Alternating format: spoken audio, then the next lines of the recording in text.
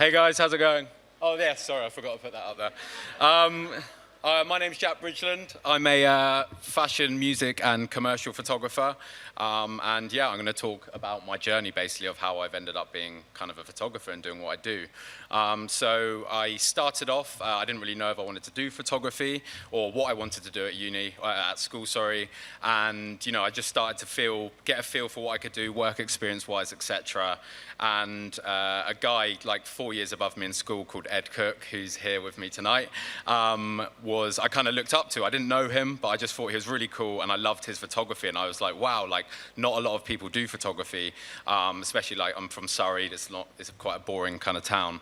And yeah, I kind of didn't realize a lot of people did photography, so I was like really interested in doing that. So I messaged Ed on Tumblr, and which we all loved back in the day. And yeah, I had a blog. I made a blog firstly called Shoe Porn, which was a blog that was all shoes, and I was just like blogging shoes basically. And yeah, I reached out to Ed on Tumblr, and I didn't know if he'd get back to me, and pretty sure if he didn't get back to me, I wouldn't be here today.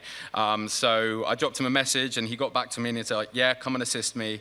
And yeah, so I went up and assisted him, and in that one day that I assisted him, I just learned like so much about photography, and kind of, at school you're learning a lot about the technicality of photography and like old photographers, but you're not learning how to be on time to a shoot, how to meet people, how to interact with people, etc. So from this, I started shooting my own stuff. So this kind of work was me going up to London every Saturday. I was working in a week, so always kind of tried to find time every Saturday, and without a doubt, I'd go up to London and photograph someone, or photograph someone with friends. And for me, shooting someone with friends just meant I got more photos. So I love doing that. And from there, I kind of was able to develop, what I liked shooting. I could get a feel for what I kind of enjoyed shooting, etc., and got to meet kind of loads of different people through that.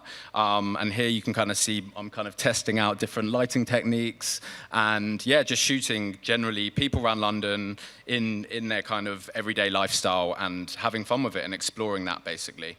And then after this, I ventured out to New York and transferred this kind of vibe out there. Again, reaching out to people on Instagram, that's something I want to mention is like one of the most important things as a creative, is reaching out to people on Instagram, because a lot of the time people don't know you're there until you say hello, or you show passion and you show positivity towards them, and you tell them you want to shoot with them or collaborate with them. So through that, I was able to kind of meet music artists, meet general artists, fashion designers, etc., and start photographing them around in New York, and basically just shooting candid stuff, basically nothing that required a big budget or anything, just people in the street that kind of anyone can do. And then from here, I went to LA, and then LA is like where this completely opened my eyes to the world, really, in terms of like everything I'd seen in movies was just in this one place, and it was like the coolest place ever. Like I absolutely just can remember thinking, oh my God. I remember I was in an Uber from the airport and California Love was playing by Tupac, and I was like, literally had my hand out the window, just it was absolutely, yeah, it was amazing. And it was like, wow, I'm actually in California, like all these songs and all the rapping and all this music that relates to it is, yeah, I'm finally here. So same again, I went out every day with my camera, just a 35mm film camera, and walked around and just photographed people in the street. And kind of a quote that I go off is, you miss 100% of the shots you don't take. So whenever I was scared of bumping into people, at the top there is a rapper called Lil Xan, who's kind of fallen off now, but he was he was really big at the time, and I saw him with all his mates and like surrounded honestly by 20 people, and I was like, oh my God, that's Lil Xan. Like I could just go and take a photo of him, and then I've got him on my portfolio. So I plucked up the courage and kind of walked over and kind of had to repeat myself a few times because they weren't listening.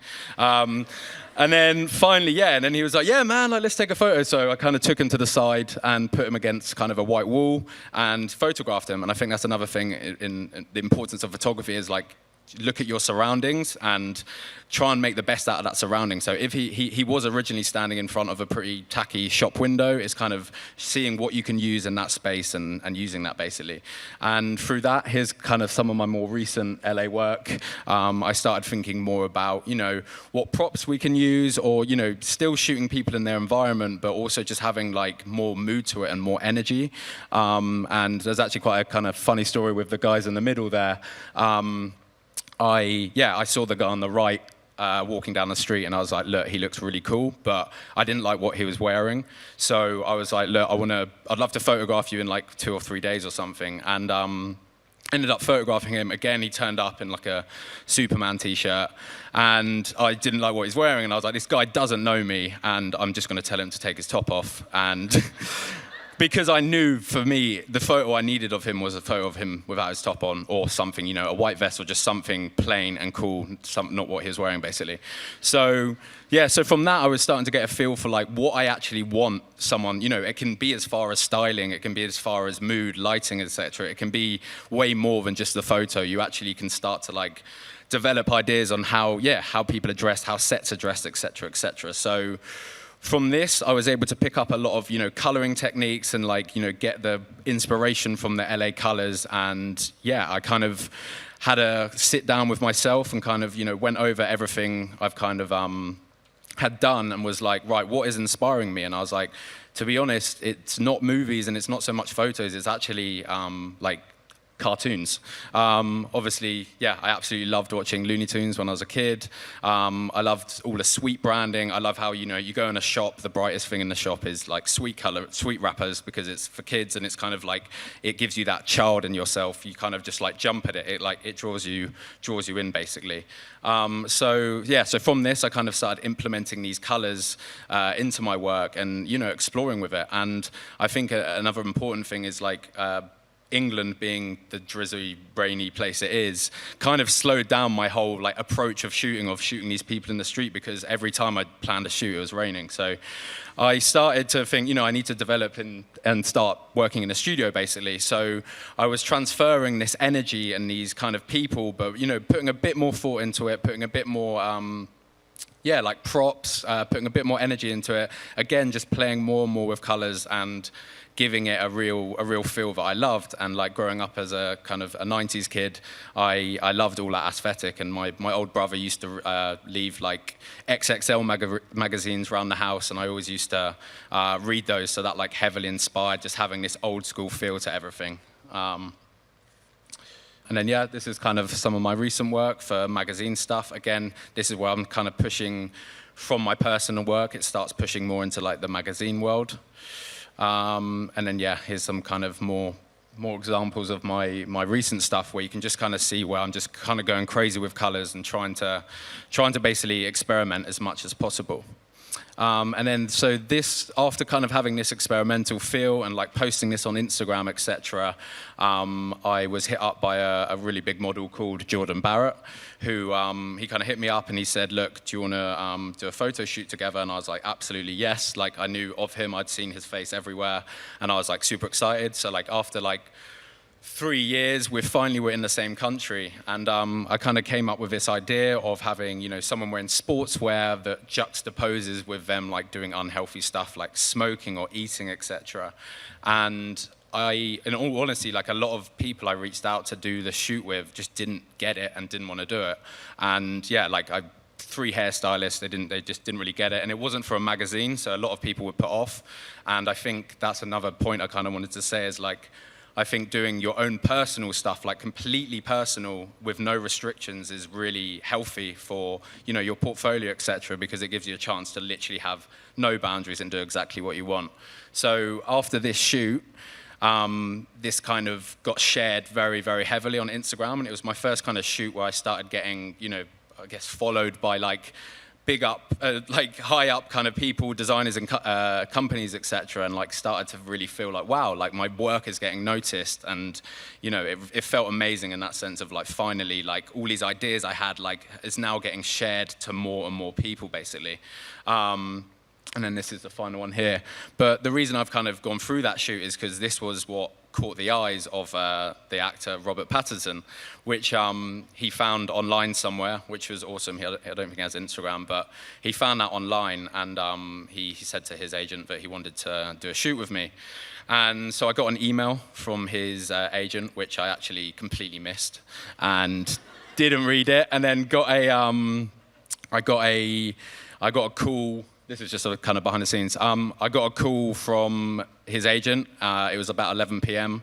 and I was at a bar, and I was probably a little bit tiddly. And I got a call, and she was kind of like, "Do like Rob Pattinson would love to shoot? Do you mind if we put you forward for a shoot with GQ Global?" And I was like, played it super cool. I was like, potentially.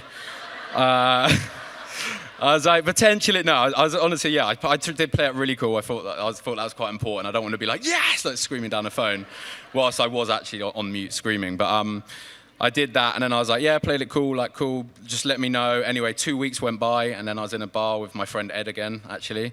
And I got a call from GQ, just like, yeah, we want to confirm you for that. So I was like, oh my God, like this is absolutely incredible. This is the moment I've wanted.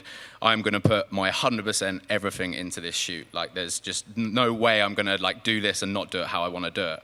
So obviously with this is kind of behind the scenes stuff of the pre-light, but obviously with like him promoting Batman, etc., I felt like initially there was going to be a lot of pressure for me to promote Batman and have it, very stripped back and kind of clean. But they kind of were like, Rob and his team and GQ as well, were kind of just like, look, go do your thing. Like that's why we want to use you for this shoot, is your style. And I hadn't really had that a lot in the past. Like everyone's kind of like, oh yeah, like your work, but like, it needs to look like this. But this was like, no, like do your thing. Like do that Jordan shoot. Like we want that, and we want like a few of the other things you've done. Like just do that.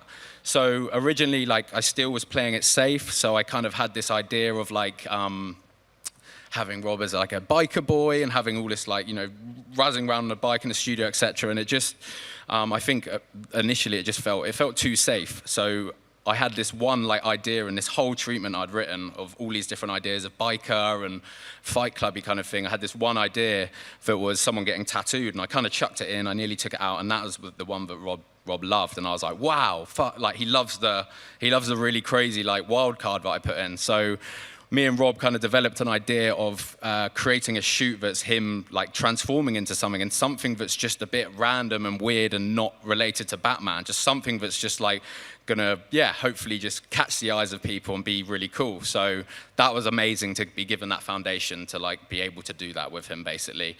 I'll talk you through the shoot. So we start off with Rob looking like as he does, kind of super casual, very, very clean, very pristine, and quite classic to GQ, quite safe. And then we kind of start moving into kind of old 2000s. Again, the image like before didn't necessarily correlate or match this image. I just loved this vibe. So this kind of whole shoot is like 8 different ideas for shoots that I just put into one because this was the best person to do it for and the best, publication. So this is kind of like more old 2000s, and then this is influence. I love 8 Mile.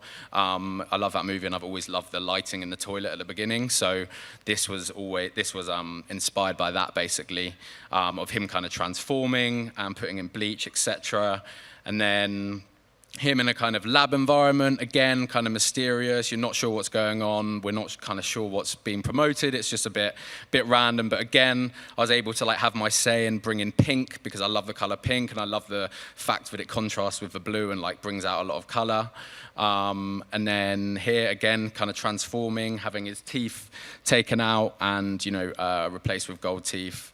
And then this shot here on left is probably like my favorite photo I've ever taken, because for me, like starting up when I was shooting, photographing people around London and stuff, and starting to get a feel for what I wanted them to wear, I kind of started, putting white vests on people. If I didn't know, if I was going to photograph someone and they didn't know what to bring to wear, I'd always just use a white vest, as that was the safest option, as it just always looks cool.